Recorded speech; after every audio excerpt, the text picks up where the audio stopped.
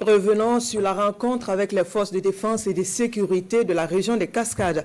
Le président de la transition félicite les forces combattantes pour le travail abattu dans la lutte contre le terrorisme dans la région des Cascades et du Sud-Ouest. À l'occasion, le chef de l'État s'est aussi exprimé sur quelques perspectives dans le sens de la récupération de l'intégrité du territoire national.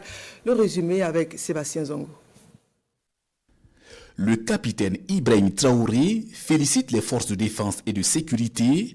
Des félicitations du fond du cœur, précise le chef de l'État, pour les acquis engrangés dans la lutte contre le terrorisme dans les régions des Cascades et du Sud-Ouest, frontalières avec la Côte d'Ivoire.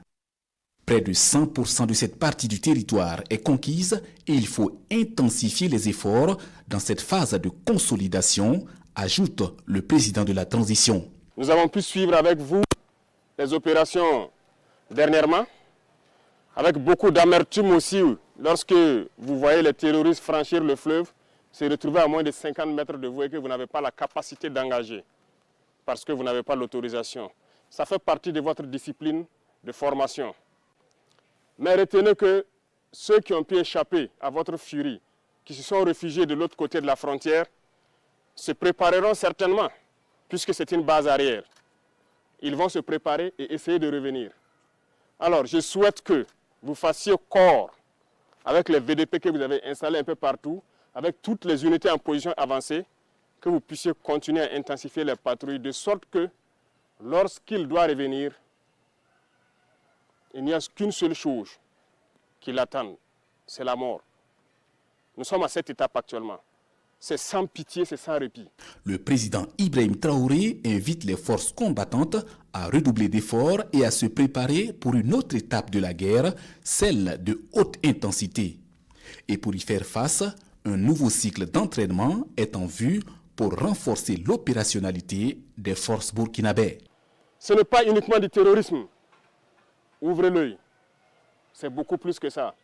C'est une guerre de décolonisation.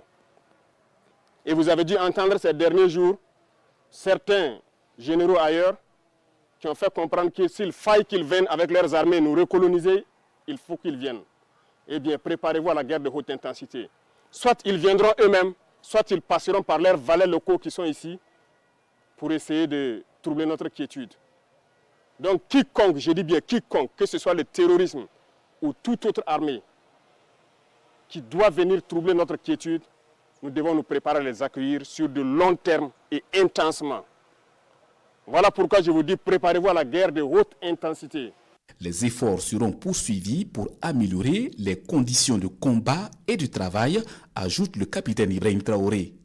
Le chef de l'État invite les forces de défense et de sécurité à renforcer les liens et la symbiose avec les populations qui consentent des efforts pour la victoire contre le terrorisme.